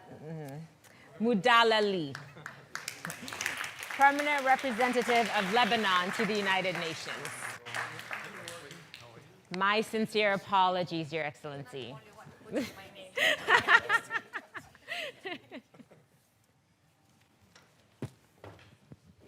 So, Excellencies, thank you very much for joining us here on this podium and for adding the voices, again, of countries that have been at the forefront of countering that sense of hopelessness, skepticism, and cynicism that often we have to manage as part of what is too slow a way in which the world is responding.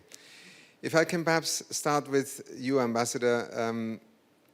As Ambassador of Costa Rica, you have both the voice and the track record of a country who, in many respects, when it comes to sustainability, to environment, but also to climate change, has been at the forefront of countries for decades.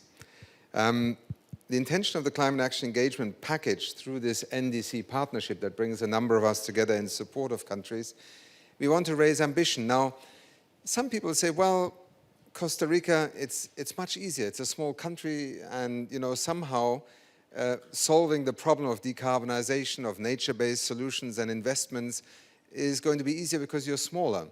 And I would love you to speak for a moment to perhaps giving a more realistic picture of what it means when you're small in a very large world and you still are a leader both for self-interest but also in order to inspire others. So, Rodrigo, over to you. Costa Rica and the challenge. Yeah. Thank you. Well, thanks for the invitation and thanks for sharing this possibility to address some of the salient issues of the day. Is it easy for Costa Rica? Just tell my president that it is easy. He's working 20 hours a day, leading a transformation of the whole society in order to face these challenges.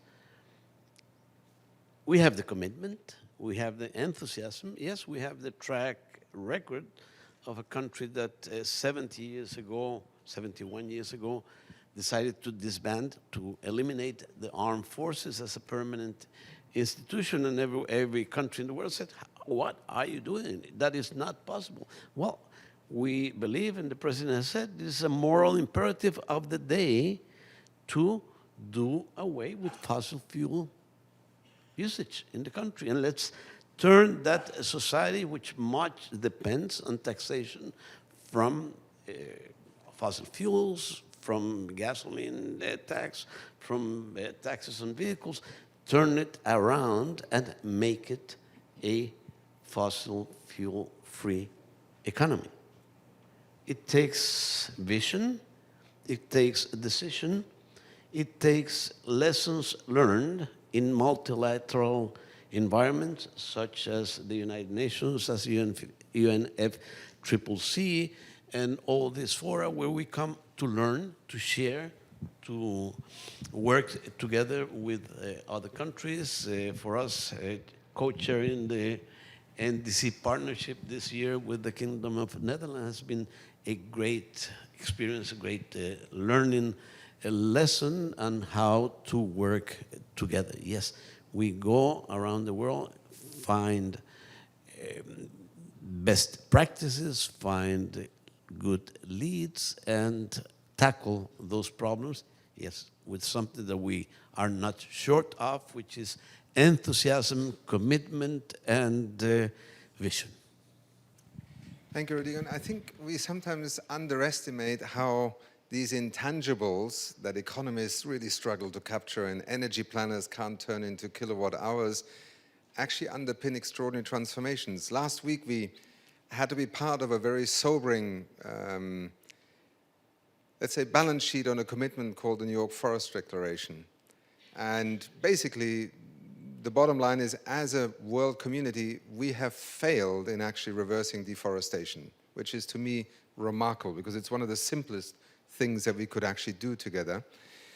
But your country, since over 2.5, I think 3 decades now, stands precisely for something that will take center stage on Monday under the track of nature-based solutions, which is a regeneration, restoration of forests, I think for now over 20 years, taking the country to well over 1/3 of its country being covered by forests again. Is that correct? Yes, it has gone from a forest cover of 35% to more than 54-55% at this moment, after 20 years of action, of vision, of enthusiasm, of participation. Yeah, sorry. Excuse me, after 20 years, it has gone from 35% coverage to more than 55 in some 25 years of action, of involvement of the community, of the people, on the growers, on the indigenous populations, some of the biggest areas that have been taken care of by means of payment for the services, the environmental services. It has taken all that commitment. And we're short of funds to do that. And so we have had to be selective. And anyone who has other activities besides forestry is not getting funds to cover the services provided, just because, well, they should get it from somewhere. But those in need, yes, they get an annual payment for the land use. And it's been a success. Well, the world has begun experimenting in how we can share the costs of something that is a global benefit as much as it is a national asset of Costa Rica. Forests, the capacity of forests and our biodiversity to sequester carbon. This is a global service, and perhaps in a few years' time, this will be the most natural part of a global economic agenda is how we share in the costs, because we are all already benefiting in terms of the benefits derived from your leadership. Dr. Amal, may I turn to you, Permanent Representative of Lebanon. I understand that Lebanon is also looking at now enhancing its NDC and raising the ambition level. You are doing this in a country that both politically have had extraordinary challenges to manage. You have come out of an election with a new government now in place. You also have borne the brunt with 2 or 3 other countries of a massive migration, or rather of a large number of refugees seeking safe space and haven in Lebanon. How is a discussion about acting on climate change right now unfolding in Lebanon? Is it something that people can relate to with all the challenges they face, or is it something that is more because maybe the Prime Minister has to travel to New York for a climate summit? Over to you. Thank you very much, and also I'd like to thank you for greening the United Nations, having plans. It's very important. Actually, it's very important to talk about countries that are in conflict areas and climate and environment, because our situation is worse than other places and other countries, because you have to, at the same time, deal with the problems of the conflict that comes with it, and at the same time you have to deal with the problems of climate. People were not that in tune on the problem till this year, last year. Last year, for the first time in our history, the cedars, the symbol of Lebanon, the 5,000-year trees, started dying because of the climate change in Lebanon. Lebanon has become very hot compared to the years before. Suddenly, you have temperatures in the 40s and upper 40s, mid-40s. For the first time last May, the poppies and the daisies were covered with snow, and you had pictures of that. So that really imprinted in people's minds the picture of what a problem we are facing, that this is not really a first world problem. This is our problem, all of us, and they saw it with their own eyes. The government in Lebanon is very attuned to the problem, is very committed to the climate issue, and the first act the government did was pushing for the ratification of the Paris Agreement, because we had not ratified it, and also to the Kigali Amendment for Montreal. So the government now is really working full speed with different ministries, with different partners, especially UNDP, who is a very important and strong partner in Lebanon, helping us in dealing with these issues and dealing with how to integrate the NDCs with the SDGs. And actually, as we speak today, there was a meeting in Beirut brought together, the link was UNDP with the Deputy Prime Minister, with the Minister of Environment, and all the stakeholders to talk about this issue of how to integrate both of them.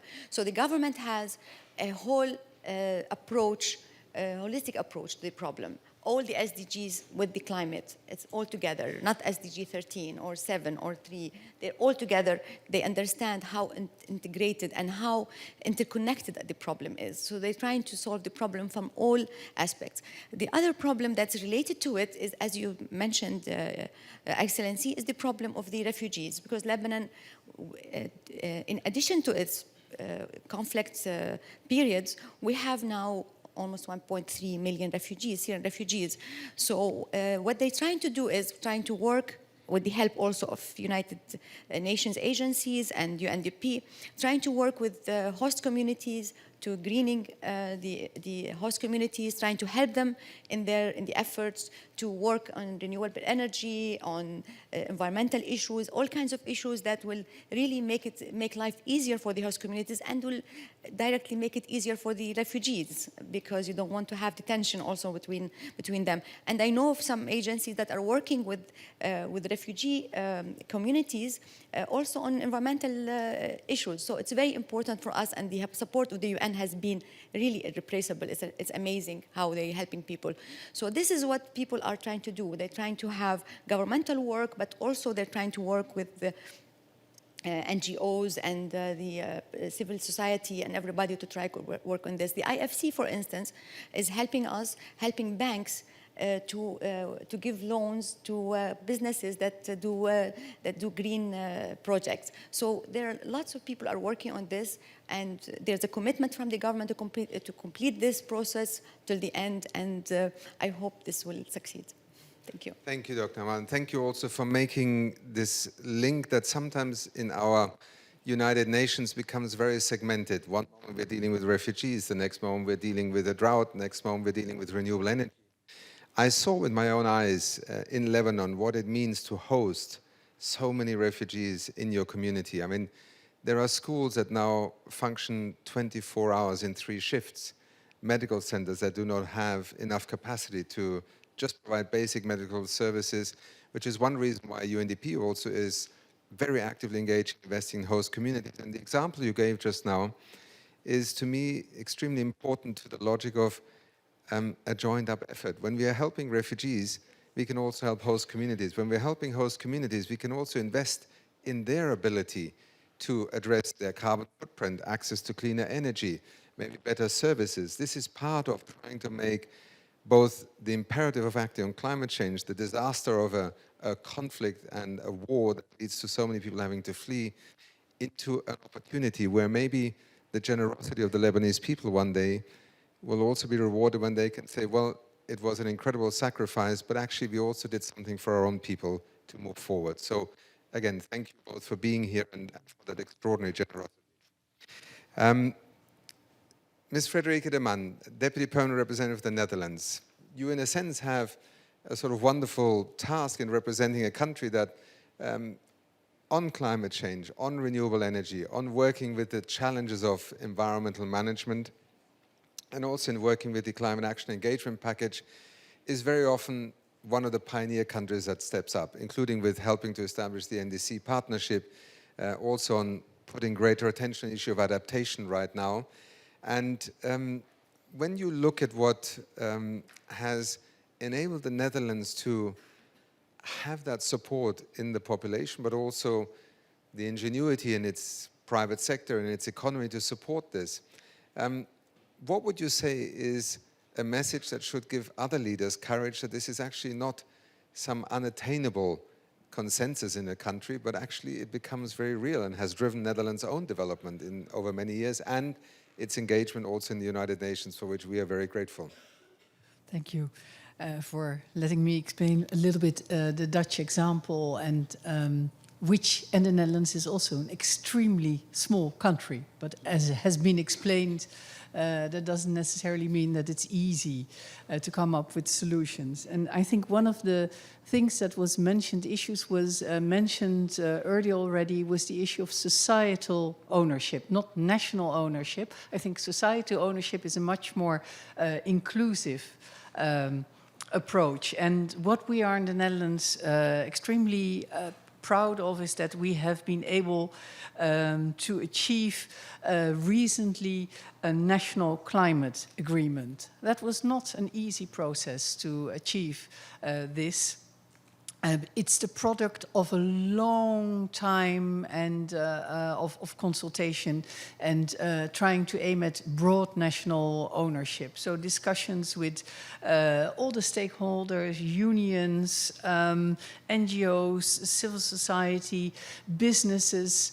And let me mention one thing about youth, because it's maybe not accidentally that recently one of our important advisory councils has come up with a report which says that up till now, youth has always been excluded, even when important decisions were taken that will affect them in the longer run. So this will all come together. So this ownership. And I think that the result of these consultations is a very ambitious and comprehensive plan, but it's also feasible and fair. And I think that is important too. It is important that the ordinary citizen doesn't think, you know, the burden of dealing with climate adaptation falls upon us, and it's not businesses. They can continue what they want to do. But also that businesses, for example, really see that it's necessary and also profitable for them to take their responsibility. So this is our approach. We are at the beginning, so there is still a long way to go and a lot of work to be done. But we hope, for example, next week also to really showcase our approach, and we'll hope that other countries will come up with these, well, take it as a concrete example of how things can be done.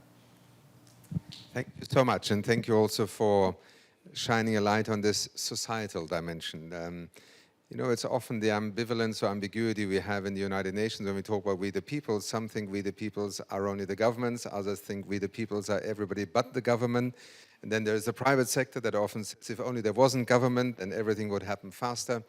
I think what you have just pointed your finger to is the urgency and necessity for everybody to become engaged in this effort. I think there is no single responsibility that we can attribute to one or the other.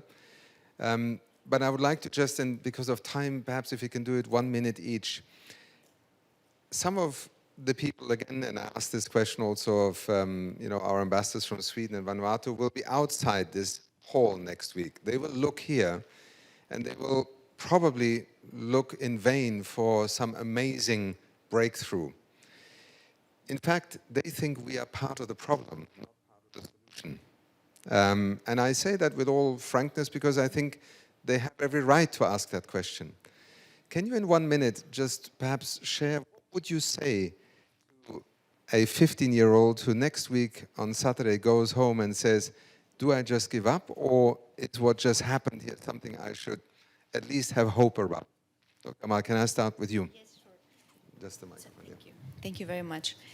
I'll tell him, don't lose hope, because the new generation, the young generation, is the one that's leading this charge, not the grown-ups.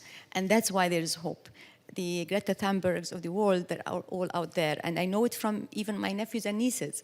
These young kids are really conscious and aware of the environment, and they are committed. And I think there's hope because they are pushing the older ones to do it. And I think that's why there's hope. Thank you. So, great responsibility on them to keep pushing. Rodrigo. On the same line, yes, let's look, let's see what happens on Friday. Let's see what happens on Saturday here, the Youth Summit, Action Climate Summit.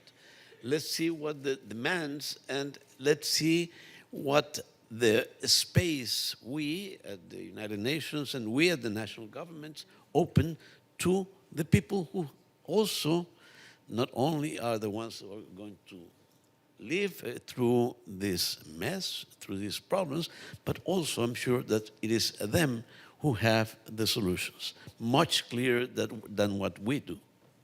Thank you. Federica Neman.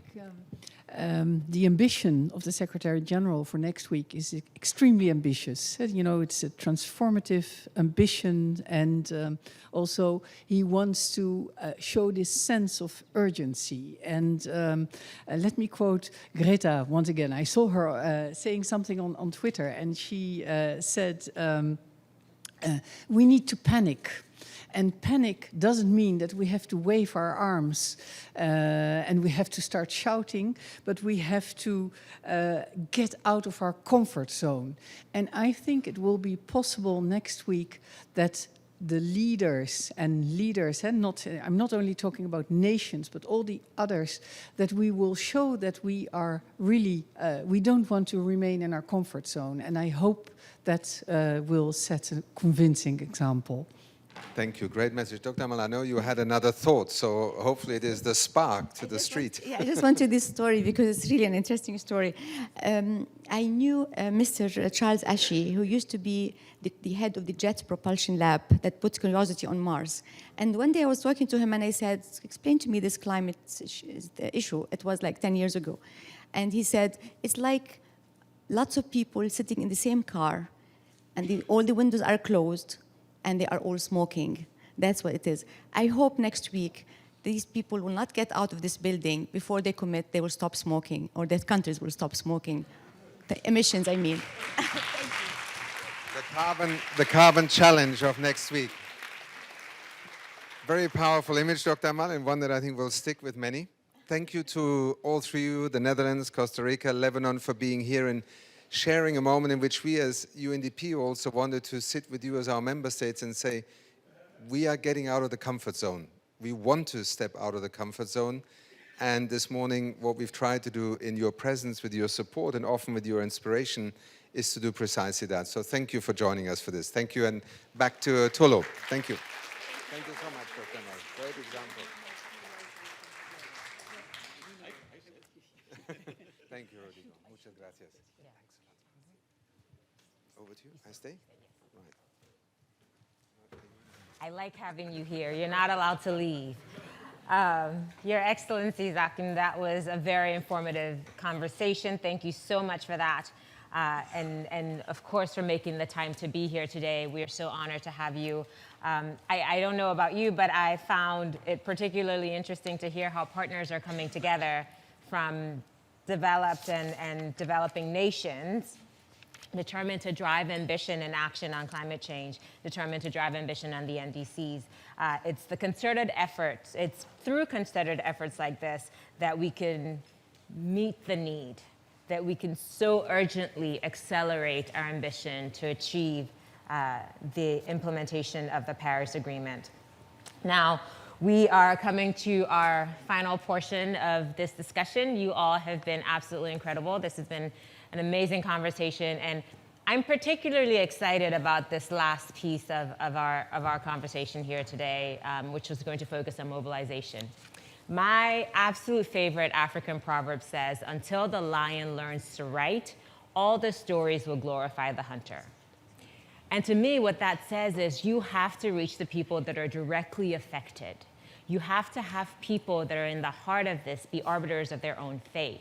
You have to work to mobilize each and every person in whatever community they exist that is feeling the effect of climate change to be part of the discussion. So, knowing that, I would love for you to just talk to us about what lies ahead. You know, I've been given a really difficult task because what I'm supposed to talk about, I'm not allowed to talk about really, because it's in that amazing moment when we think this will explode onto the global digital platform of the world, but it's currently still being developed. And yet what we are finding out in the testing phase is perhaps something that we've often dreamt about. How can we make that which we work on every day and that we think is often too complex for normal citizens to understand, how do we make that more accessible?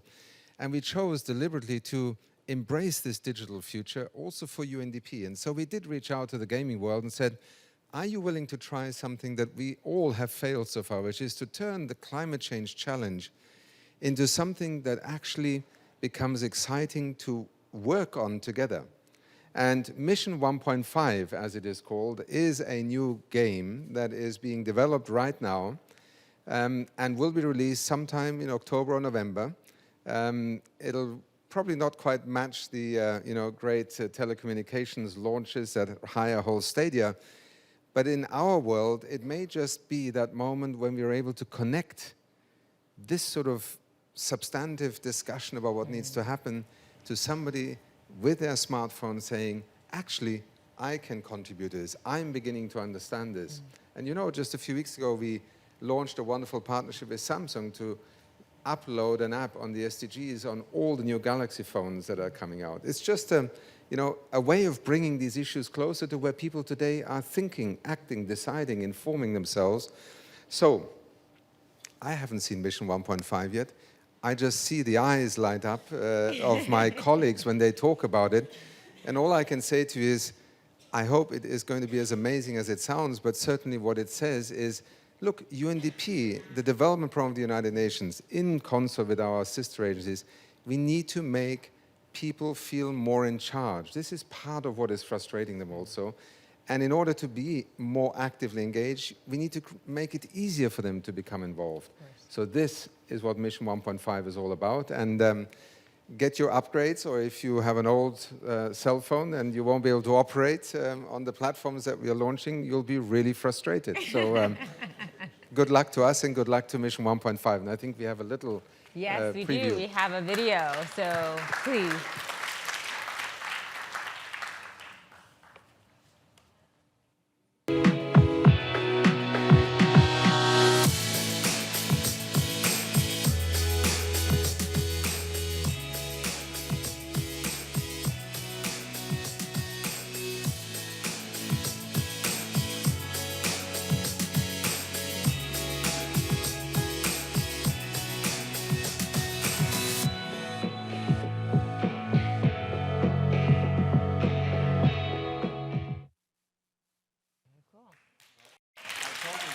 They're not revealing a lot, are they? It's a teaser. No, I love it.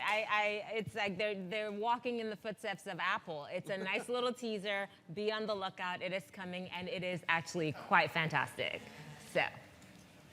Also, we are at the end, I think, of our session together. Thank you for joining us. Thank you all for being here. And above all, I would love for all of you to leave this room feeling better about what we're trying to do. We have many reasons to be frustrated. We have many reasons to despair sometimes with the inertia that we see in the world, and particularly at this moment in time when so much is actually doable and so much is actually not a problem. It is a solution to what we define the 2030 agenda around. So in stepping forward today, I would love us to be able to speak to the world out there and say, look, there is absolutely no reason to be complacent. There is also every reason to be impatient and yes, be frustrated, but also start looking for where things are happening and begin to invest your energy in empowering those who are actually leading. And we saw so many examples this morning here of individuals, of countries, of communities, of ideas leading the change.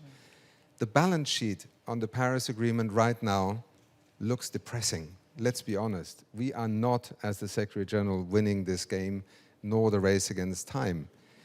But what we try to show you with the heat is on is actually, you know, it's only 4.5 years ago, not even that, I think, when the Paris Agreement was adopted. And considering what we have tried to do there, which is to bring an entire world community to work in sync for the first time in human history, with 7 billion people taking decisions every day to do something differently, I think we have also many reasons to be at least hopeful that massive change is possible.